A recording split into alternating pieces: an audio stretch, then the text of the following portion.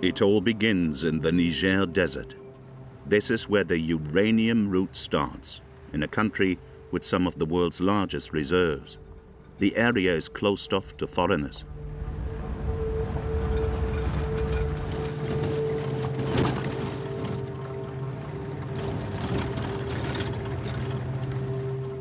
Al-Qaeda and the Islamic State regularly carry out attacks in the region. We must be escorted by the National Guard. To avoid being taken as hostage, 10 soldiers accompany us.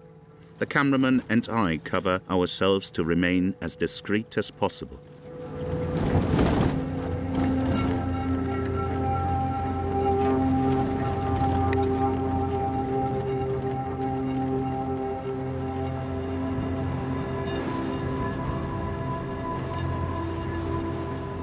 After 3 days of travel, we finally arrive in Alit. The town was built in the 1970s thanks to its uranium deposits. It is bordered by 2 huge mines run by subsidiaries of the French multinational Orano, which everyone here still calls Areva.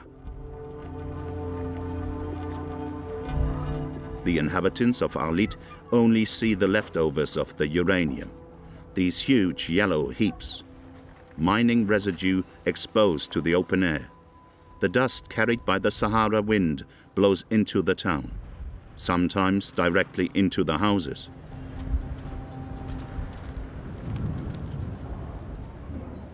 Like Mustafa Al-Hachen's house. He has lived here with his family for 50 years. C'est toute la famille à la scène. Ça, c'est mon épouse. D'accord. Et ça, c'est ma petite fille. Enchanté.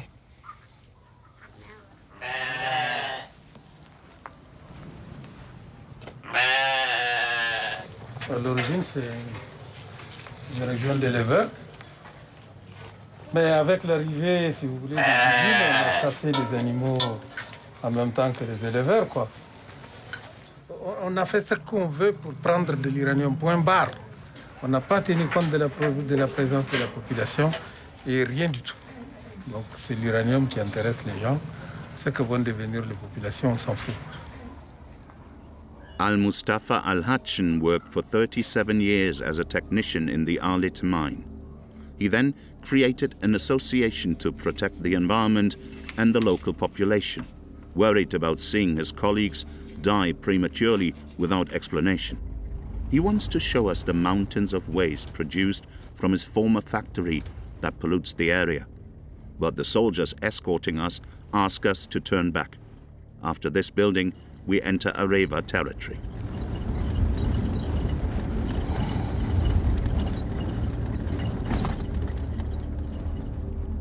On peut pas aller plus loin, c'est ça? On ne peut pas aller plus loin parce que Areva a, si vous voulez, a clôturé son périmètre. Et son périmètre est soumis à une autorisation.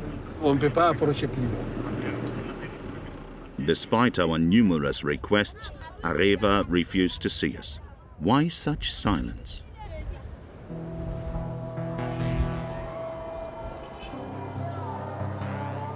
Over the years, Al-Mustafa Al-Hachen has tried to investigate the environmental and health impact of uranium mining. But here, scientific sampling is impossible. D'abord, il faut vous dire qu'il n'existe pas un laboratoire au Niger pour analyser l'uranium. Ça n'existe pas. On n'a même pas de pêcheurs pour faire des analyses. Et encore, on n'a pas de matériel, on n'a pas le savoir-faire, il n'y a rien. Donc vraiment, on ne peut pas le faire. Il n'y a qu'Areva qui le sait. Donc ils gardent les résultats à eux. Et puis en plus, il y a les désastres écologiques qui est lié à l'environnement, la disparition de la faune, de la flore.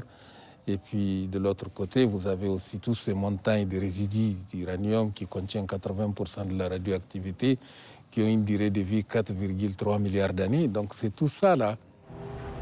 Is Areva responsible for what this activist calls an ecological disaster? We meet an employee of the Areva group.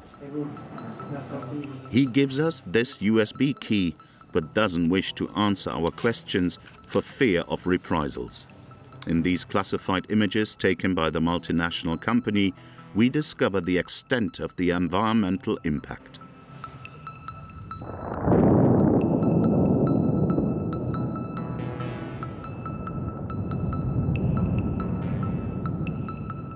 The group uses explosives to access the uranium.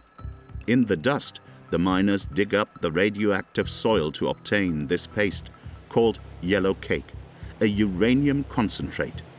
Orano produces 2,500 tons per year in Niger. This operation requires heavy chemical processes and generates large amounts of residue. There is nothing natural about the mountains found at the end of the town. 35 million tons of toxic waste are stored in the open air. To measure the potential fallout of radioactive dust on the population, we came with special equipment, a device that measures radioactivity. Bonjour Martin, vous tous, ça va? Bruno Charéron will assist us, a nuclear physics engineer at CRIRAD, the only independent French association working on radioactivity. On vient d'arriver à Arlit. Qu'est-ce que vous feriez en premier lieu, vous, si vous étiez ici? Une chose importante à faire, c'est d'utiliser ce type d'appareil qui mesure les radiations de manière extrêmement rapide et sensible pour scanner dans les rues les maisons et voir s'il existe des maisons ou des bâtiments radioactifs à Arlit.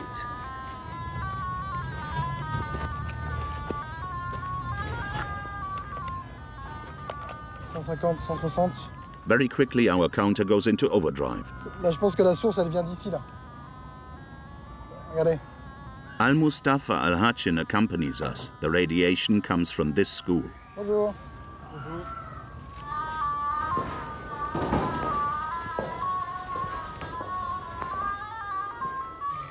1400, 1600, 1700, 2700, 3000 coups par seconde. 30 times above the natural radioactivity count. Measurements and counts per second give an indication of radioactivity in real time. The walls of the school seem to be heavily exposed to radiation. We follow Professor Charéron's advice. Ça suffit. Si le compteur s'affole, c'est important, si possible, de prélever les matériaux solides qui sont à l'origine de cet affolement, les fragments de murs, les échantillons de sol, pour bien vérifier en laboratoire de quelle substance radioactive il s'agit. Arlit, ça c'est la terre, école. Staying around here on a daily basis for more than an hour and a half would exceed the maximum recommended radioactive dose for a year. We continue to analyze the town, always on guard. We're advised to not stop for more than 10 minutes at a time.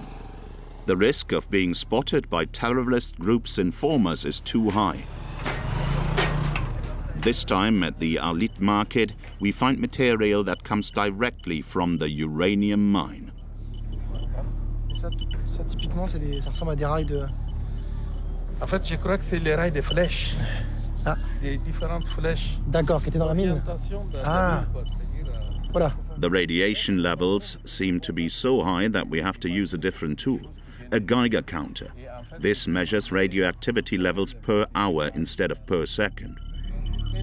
Là, on a 9,99 microsieverts par heure, c'est-à-dire qu'on est, on est au maximum que ce que la machine peut absorber. On est largement au-dessus de toutes les normes sanitaires et environnementales. Faut pas trop qu'on reste ici, d'ailleurs. Oui, je suis d'accord avec vous. The radioactivity here is twice as high as in Chernobyl. Des éléments très radioactifs comme ça au milieu d'Arlit, qu'est-ce que ça vous inspire? Je suis choqué. Et c'est ce qui m'amène dans cette livre. Et c'est pourquoi j'ai risqué mon travail, j'ai risqué tout. Je continue à risquer tout parce que ça me choque. Je pense qu'on ne peut pas laisser les enfants et les pauvres femmes innocents dans de tels machins. Et ça, vous savez, c'est destiné à quoi? C'est destiné à une construction d'une maison, voilà, ou d'une école. These radioactive scrap metal rods are now used as beams in houses. In the city, you can see them sticking out of the roofs. Dust is no longer the only danger. Pollution is also in houses.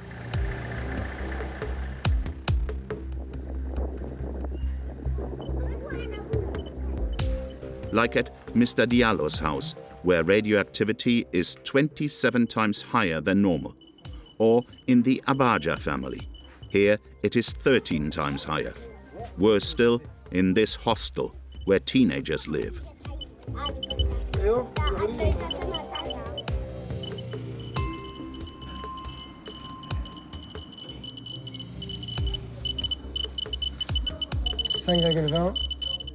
Radioactivity levels are 52 times higher than normal. Vous êtes au courant qu'il y a des niveaux de radioactivité très élevés ici ou pas? Et ça fait combien de temps que vous vivez ici? C'est 2 ans. We also measure the level of radon, one of the most toxic gases in the world, which emanates from uranium. Et là, c'est 813, donc on est 8 fois au-dessus. The results far exceed the WHO's health recommendations. Outraged by our findings, Mustafa Al-Hachen wants to act quickly. He and his association bring together people from Alit who, like him, have worked in the uranium mines. Merci beaucoup. Vraiment, mungo de sarai, de kukuzo, de kukabada amsawa, zo urin da zami kuka. Parce que kuka ne muke yi. Menene kuka? C'est-à-dire wa'ansu ne suka zo suka doki uranium nan su ne Areva suka yi amfani da shi mu kuma suka bar mu da gubba da rashin lahiya da talauci da rashin magani da yan sauransu. Cikin ku masu wannan kuka su doki magana su gaya ma wannan mutane da suka zo nan don saboda magana mu duniya kowa ta san da ita. Qui parmi vous est malade aujourd'hui?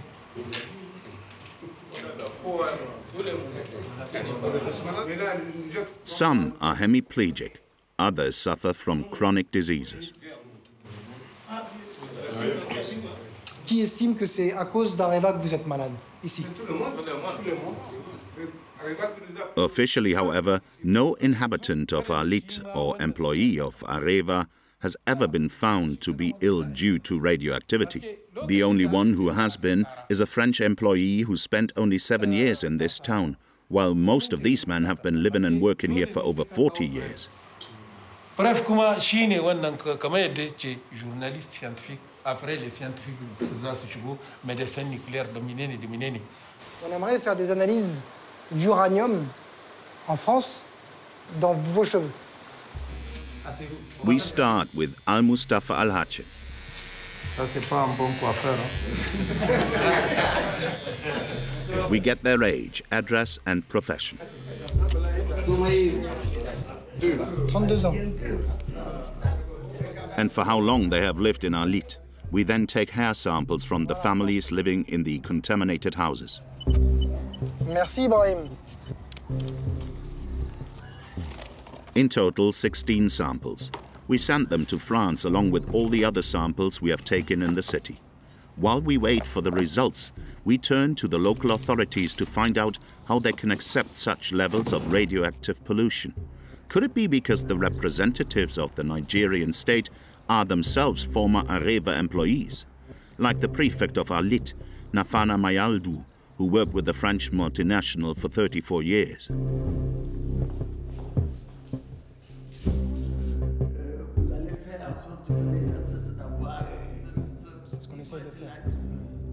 Est-ce qu'on peut être préfet indépendant quand on a travaillé 34 ans pour Areva, qui est l'entreprise principale d'Arlit, qui a créé Arlit? Est-ce que vous pouvez encore être indépendant et sans conflit d'intérêt? Mais je ne sens rien qui me lie avec Areva aujourd'hui, avec Orano. J'ai travaillé à Orano, j'ai fini mon service, j'ai pris ma retraite et je suis parti.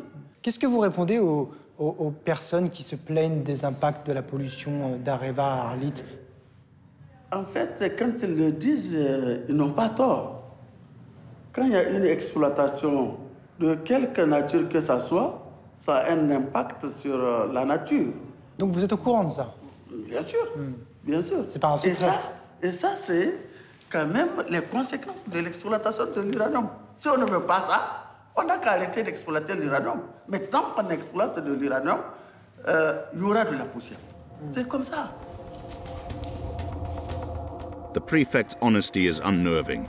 The inhabitants of Alit are therefore condemned to live in radioactive residue and contaminated houses, disastrous for their health. We leave the region for the capital, Niamey.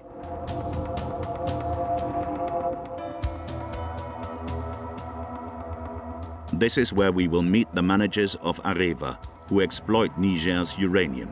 It's easy to find them. Their offices are just opposite the Ministry of Mining. With some insistence, the director of Areva's subsidiary, or rather Orano, as it's now called, finally agrees to an interview. Martin Boudot, France 5, vous allez bien? Enchanté, merci. Merci de nous recevoir. Bienvenue. Merci à vous. Moussa Souley knows this subject well. He has been working for the group for over 30 years. He has set up a system to identify and treat the most radioactive areas of Alit. Est-ce que vous considérez qu'il y a eu une bonne gestion des déchets sur le site d'Arlit? Mais absolument, à partir du moment où elle répond à des critères correspondant à des normes internationales, nous n'avons pas d'échappée ou de pic. Nous considérons que ces résultats sont satisfaisants. On a trouvé quelque chose et je voulais vous le montrer. On a trouvé des ferrailles sur le marché qui servent en tant que poutre. Et vous voyez, quand on approche ces poutres-là, on augmente assez rapidement. Donc là, on va être à 200 et puis on va même monter jusqu'à 4000 coups par seconde, vous voyez. Bon, je vais vous faire, grâce du son qui est un petit peu stressant, comment expliquer qu'on retrouve ces ferrailles-là dans les maisons et sur les marchés d'Arlit? Est-ce que vous reconnaissez votre responsabilité dans cette ferraille? Je ne vous répondrai pas à cette question, je vous dis. Il y a un cadre de travail qui est défini pour traiter la question. Et normalement, la question que vous posez, elle devait avoir été traitée dans ce cadre-là. Ça vous inquiète potentiellement qu'on retrouve ce genre de ferraille chez les gens? Je ne verserai pas dans l'affectif, l'empathie, l'émotion face à une telle situation. Mais c'est plutôt, je m'interrogerai sur qu'est-ce qu'il faut renforcer dans nos mesures pour que cela ne se reproduise pas. Parce que c'est cela qui est la vraie réponse à la question. Pleurer sur cela ne règle pas le problème. Comment expliquer que votre groupe a pu laisser ça comme ça à la portée de chacun? C'est pas que le groupe a laissé ça à la portée de chacun. C'est pas que nous avons ouvert la porte pour donner quelques bennes ou quelques tonnes de matériaux de ce type pour faire de la construction. C'est arrivé souvent malgré nos dispositifs.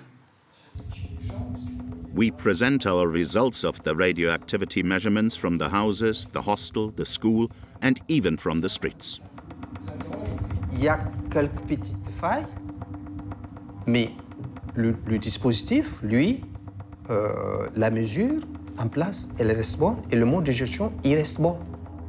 Small flaws, difficulty here for the population who live with this radioactive pollution on a daily basis.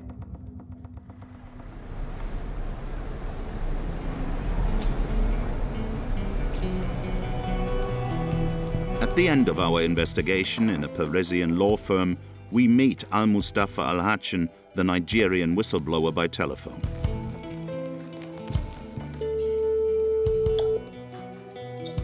Oui, bonjour Mustafa. Bonjour à vous, comment ça va? He has received the results from the hair samples that we took together and is preparing to file an unprecedented complaint. The analysis shows significant exposure to uranium, not only among the former mine workers, but also among the town's inhabitants. He passed on the scientific data to Maître Legal, a lawyer specializing in environmental criminal law. Et donc, du coup, maintenant, c'est le combat judiciaire qui va commencer. Ok, ben voilà, du courage encore une fois de plus. Bon, nous souhaitons que ça va aboutir quand même à quelque chose. For the first time in France, 27 Nigerians pressed charges for manslaughter, and involuntary injury linked to uranium mining.